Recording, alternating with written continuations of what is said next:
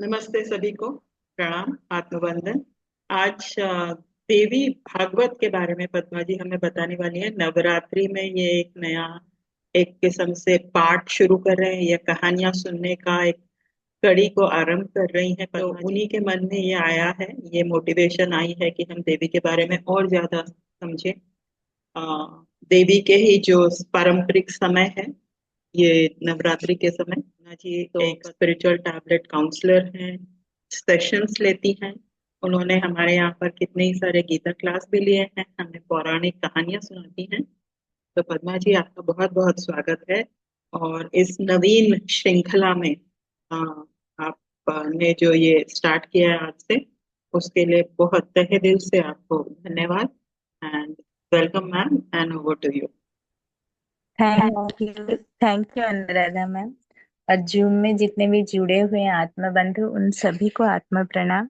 मेरे गुरु ब्रह्मश्री पितामह पत्री sir, doctor GK sir को कोटि कोटि प्रणाम। आज हम देवी भागवत सुनेंगे। सबसे पहले माँ दुर्गा को प्रणाम करते हुए, सर्व मंगल मांगल्ये शिवे सर्वार्थ साधिके शरण्ये त्र्यंबके गौरी नारायणी नमोस्तुते। ओम श्री मात्रे नमः। ओम श्री मात्रे नमः। ओम श्री मात्रे नमः। जय माँ दुर्गा।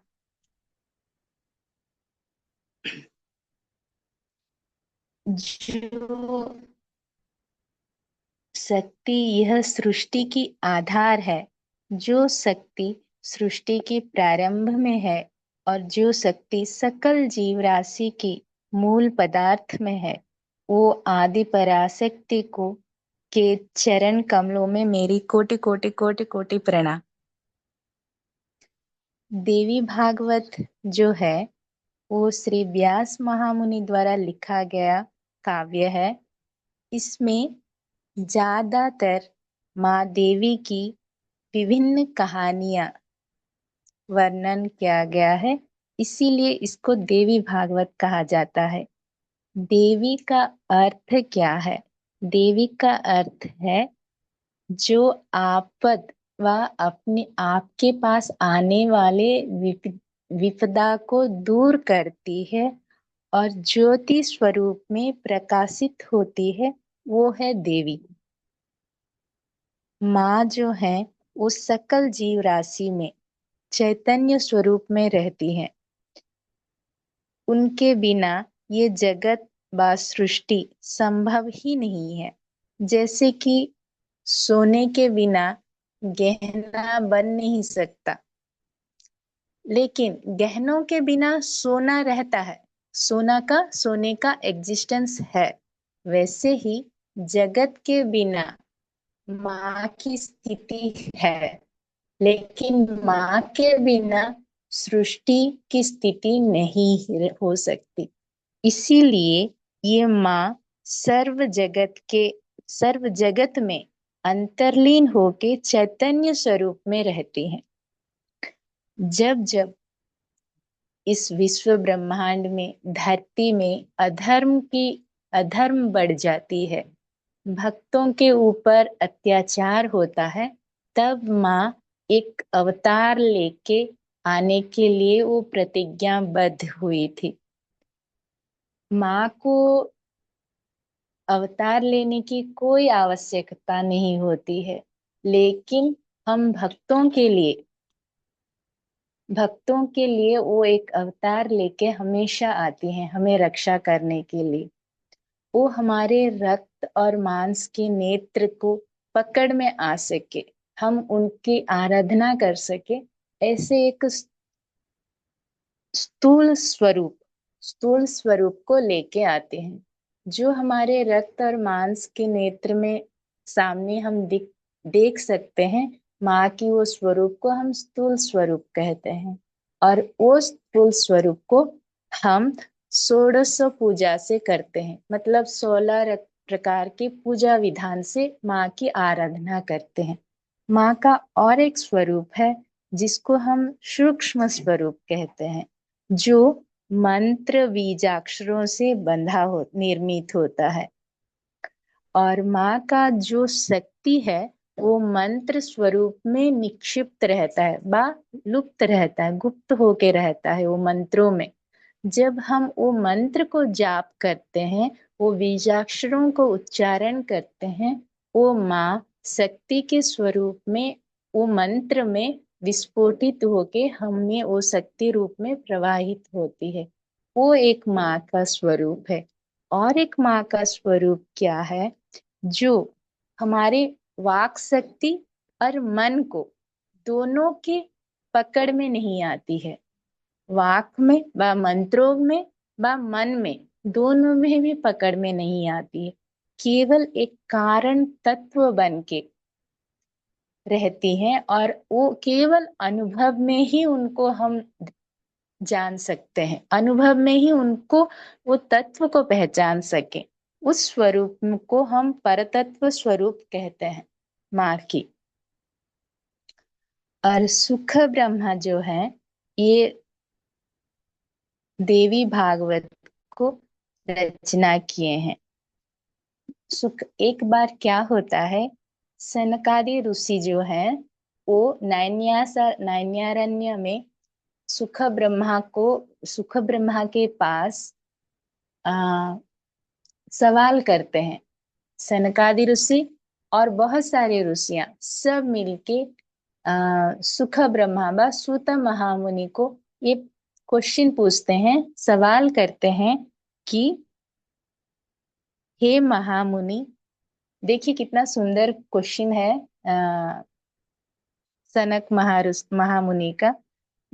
बोलते हैं कि हमें जीवा, देखिए हमारे में जीवा है ना, टंग जो बोलते हैं, ये एक इंद्रियां है। इसको रसांद्रिय कहते हैं, क्योंकि ये हर एक रस को चखता है, हर चीज का रुचि कैसा है बताता है। ये जो जीवा है, ये 6 प्रकार के रुचि को हमें बताता है। केवल जीवन काल में अगर इस जीवा ने केवल मनुष्य जन्म में केवल उस रुचि को ही पकड़ के रह जाता है, ठीक है। और ये जीवा के साथ हमको भगवान और एक इंद्रियां भी दिए हैं, श्रोतेंद्रिय, जो सुनने की काम आते हैं, जो कान है। ये केवल अगर ये क्या करना चाहिए इस इंद्रियों से? इस इंद्रियों से हमें भगवान के बारे में, जो पुराणों में लिखा गया है कहानियां, भगवान के तत्व के बारे में जो कहानियां हमें बताया गया है, वो अगर ना सुन के केवल इंद्रियों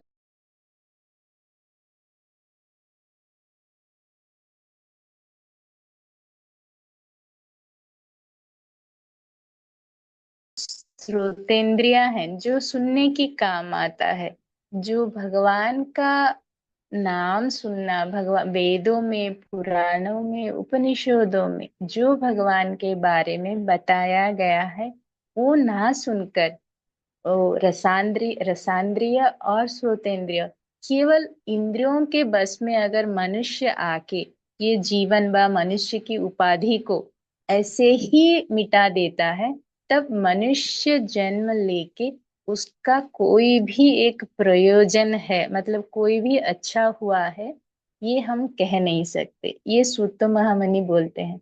क्योंकि हम मनुष्य शरीर में हैं, हमें जीवा दिया गया है, श्रोतेंद्रिय है, तो इससे हमें क्या करना चाहिए? भगवान के नाम को उच्चारण करना चाहिए, और भगवान की कहानियां सुन के हमें भगवान के पास होने की मार्ग को पकड़ना चाहिए। तो हम ये कहानियां कहाँ से सुनेंगे? जैसे जब कब सुनेंगे? जब आपके जैसे महापुरुष अर्थात सूत महामुनि आए हैं उसके उनके पास, तो आपके जैसे महापुरुष जब हमारे पास आते हैं, उनसे हमें ये ज्ञान लेना है। आप हमें आप हमें भगवान के कहानियों के बारे में सुनाइए, बोलते हैं सनक महामुनि। और फिर एक सवाल कहते हैं कि जो ये समय है, ये जो काल है बा समय है, ये एक नदी के स्वरूप है। जो कि बहता जाता है, समय को कोई रोक भी नहीं पाता है। तो इस समय व काल में आप भगवान की उपासना करें या ना करें, ये आपका जो मनुष्य का उपाधि है, जो है एक दिन इस विश्व ब्रह्मांड में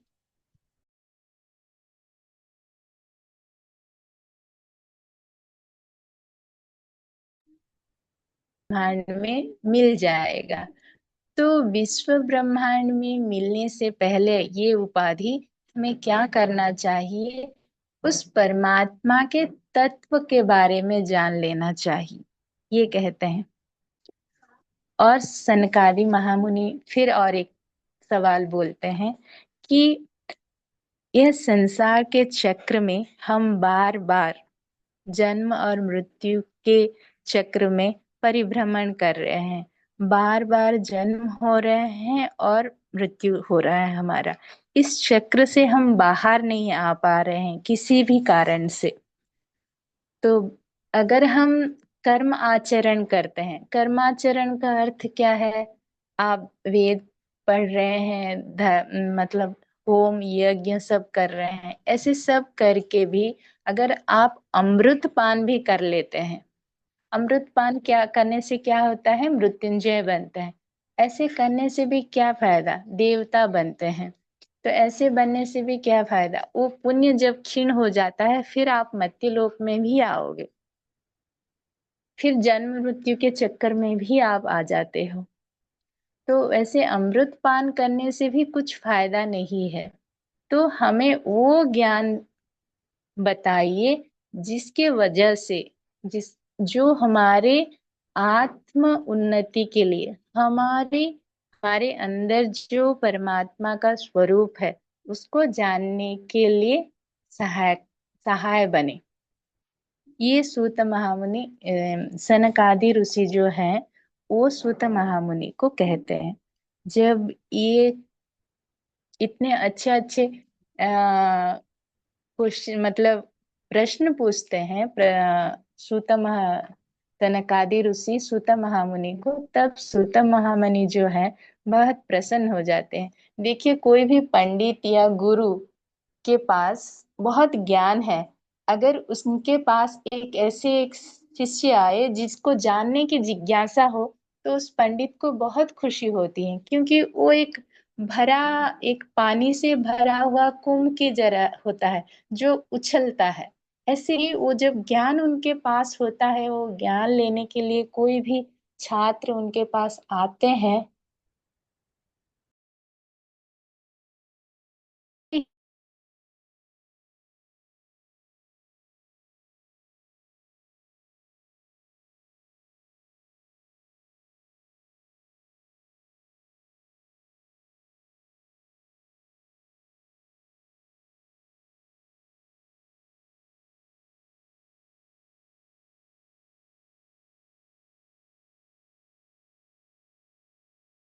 के पास एक जिज्ञासु शिष्य आने से उस शिष्य को गुरु बताने के लिए उत्सुक होते हैं, प्रसन्न होते हैं। वैसे ही सूत महामुनि सनकादि ऋषि को ये जो प्रश्न किए हैं, मतलब जानने के लिए, भगवान के बारे में जानने के लिए जितना जिज्ञासा प्रकट किए हैं, वो जिज्ञासा को सुन के वो सूत महामुनि बहुत खुश हो जाते हैं। और वो कहते हैं कि यह जो ब्रह्मांड है, ये ब्रह्मांड की उत्पत्ति के समय सब जो तीनों लोग थे, सब लय हो गया था। ठीक है। महासमुद्र, बहुत बड़ा जल राशि गया था। उस महासमुद्र में श्री महाविष्णु जो है वो सोए हुए थे। वो भी स्वतंत्र नहीं है, ये याद रखिएगा। वो स्वतंत्र नहीं है, वो शेष शयन में सोए हुए थे। उनके ब्रह्मा जो चतुर्मुख ब्रह्मा जो है वो सृष्टि होते हैं उनके नाभि कमल से। चतुर्मुख ब्रह्मा जो सृष्टि करता है वो भी स्वतंत्र नहीं है, क्योंकि वो विष्णु के नाभि कमल से आए हैं। और विष्णु कहाँ पर है? वो स्वतंत्र नहीं है, क्योंकि वो शेष शयन में सोए हैं। ठीक है, शेषनाग पर ऊपर सोए हैं। और ये शेषनाग कहाँ पर है? समुद्र में है, समुद्र में तैर रहा है। तो ये समुद्र जो इतना दूर तक हम है, समुद्र तक, ठीक। लेकिन ये समुद्र जो है, इसको पकड़ के रखने की एक शक्ति इसके पीछे है। समुद्र है, इसका अर्थ क्या है? ये समुद्र के पीछे भी एक शक्ति है। वो जो शक्ति है, वो है माँ, देवी की शक्ति।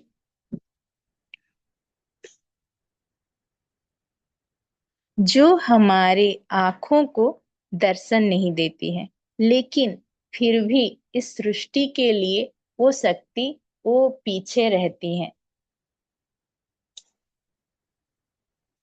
सब लोग की नष्ट हो जाने पर, अर्थात लय होने के बाद भी फिर से सृष्टि की रचना करने के लिए वो शक्ति अ, रहती है।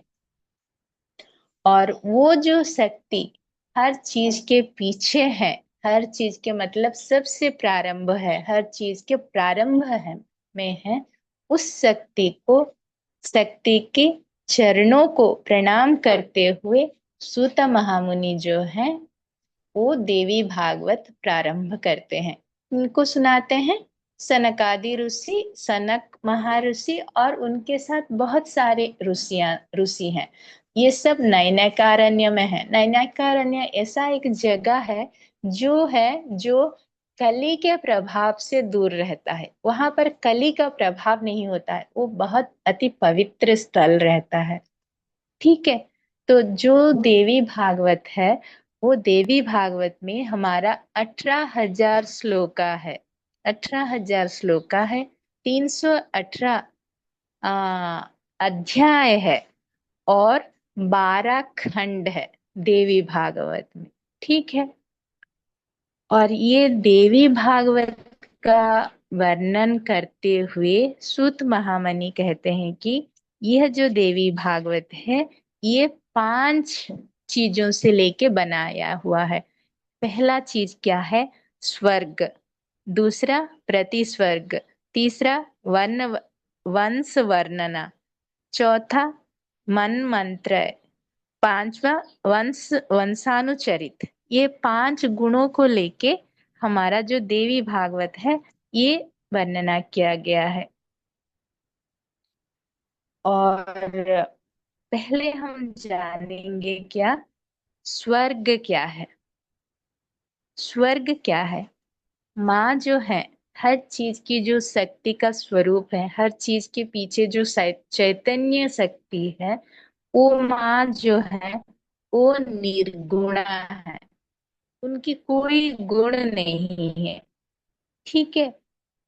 वो कोई गुण लेती ही नहीं है, वो शुद्ध सत्व गुण प्रतीक, निर्गुणा है और निरंजन है, और हमेशा ज्योति स्वरूप में प्रकाशित होती है। वो कोई व्यक्ति व मन के पकड़ में आते नहीं है किसी की, लेकिन इस सृष्टि करने के लिए, जगत की सृष्टि करने के लिए, वो ये अब खुद को इस गुणों में ढाल लेती हैं।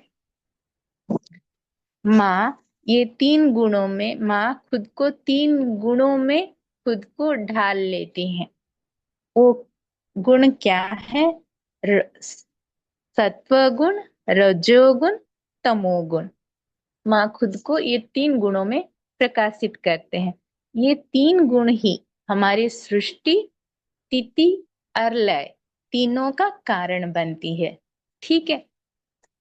जब जगत की सृष्टि करना होता है, तब माँ एक रजोगुण स्वरूप, शक्ति स्वरूप की रूप में आती हैं। और वो रजोगुण संबंधी शक्ति स्वरूप को हम सरस्वती नाम से बुलाते हैं। और जब यह सृष्टि, जो सृष्टि हुआ है, जगत का सृष्टि, जो ये सृष्टि हुआ है, इस सृष्टि को बनाए रखने के लिए, अर्थात सृष्टि की स्थिति को बनाए रखने के लिए वो सत्व गुण की सत्व गुण में खुद को प्रकाशित करती हैं। और माँ जब खुद को सत्व गुण में खुद को प्रकाशित करती हैं, तब वो महाश्री लक्ष्मी के रूप में प्रकाशित होती हैं। वह खुद को महालक्ष्मी के रूप में परिचित करवाती हैं। और इस बनाए गए सृष्टि को व जगत को फिर एक दिन लीन हो जाना है उस विश्व ब्रह्मांड में। तब इस लय होना है, ठीक है। इस लय करने के लिए भी एक शक्ति चाहिए।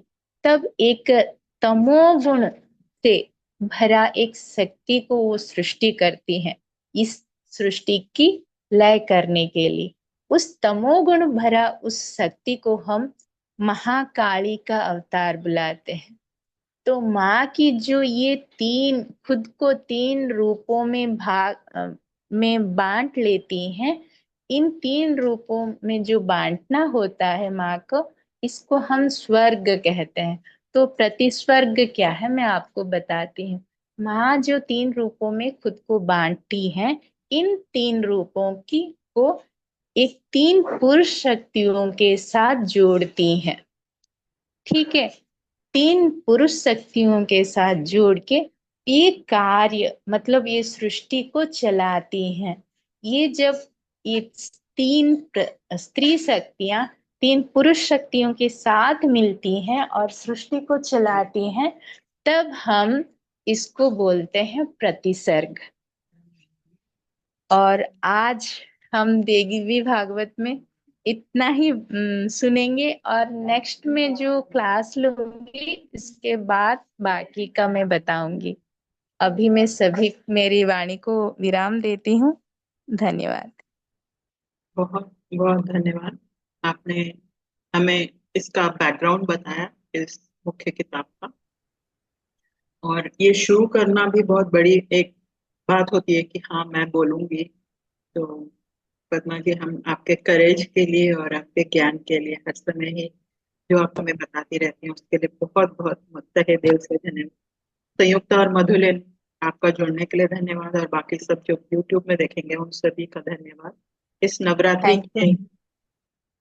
आ, पावन टाइम पर हम लोग ये नया शुरू कर रहे हैं, नया एक किस्म से सीरीज या श्रृंखला। और उसके लिए सारा क्रेडिट पद्मा जी को है। तो आप सभी के जुड़ने के लिए बहुत बहुत नहीं, धन्यवाद। सभी थैंक यू गुरुजनों को। Padma ma'am. Thank you ma'am. देवी का ये सभी लाने के लिए हमारे पास बहुत बहुत धन्यवाद। Thank you. बहुत शुक्रिया मैम, बहुत बढ़िया था प्रोग्राम। Thank you ma'am. धन्यवाद धन्यवाद ये पद्मा जी। केवल ये केवल इंट्रोडक्शन है। कहानियां बहुत इजी से समझ में आ जाती हैं, सिर्फ इंट्रोडक्शन थोड़ा मुश्किल लगता है समझने के लिए, इसीलिए मैं इंट्रोडक्शन और कहानी जुड़ नहीं रही हूँ। इंट्रोडक्शन थोड़ा थोड़ा सा कॉन्सेप्ट बेस्ड रहता है, लेकिन कहानियां सिर्फ कहानी है। 2 मिनट में भी कहानी बन जाता है। कहानी इतना कुछ नहीं होता है, बता सकते हैं फ्रिक्वेंटली, लेकिन माँ की जो तत्व है वो थोड़ा मुश्किल रहता है। इसीलिए मैं सब एक क्लास में नहीं ले रही हूँ। थोड़ा थोड़ा ही सुनेंगे तो सबको समझ में अच्छा से आएगा। जी, ठीक। फिर मिलते हैं इस हफ्ते, नहीं तो फिर अगले सप्ताह नई एक और इसके बारे में सुनने के लिए। हाँ, माँ की मैं सैटरडे के दिन फिर हम कहानियां स्टार्ट करेंगे। ये तो उसका बेस हो गया। फिर माँ की जो देवी भागवत है, पहले वो हायग्रीव अवतार से स्टार्ट होता है, वो महाविष्णु का हायग्रीव अवतार, वहां से हम कहानी स्टार्ट करेंगे। बहुत बहुत धन्यवाद। शुभ रात्रि सभी सभी के को लिए। धन्यवाद, सभी को नवरात्रि की धन्यवाद और शुभकामनाएं। शुभकामनाएं माँ दुर्गा सभी की। Thank you all. Happy thank you. Navratri. Happy Navratri.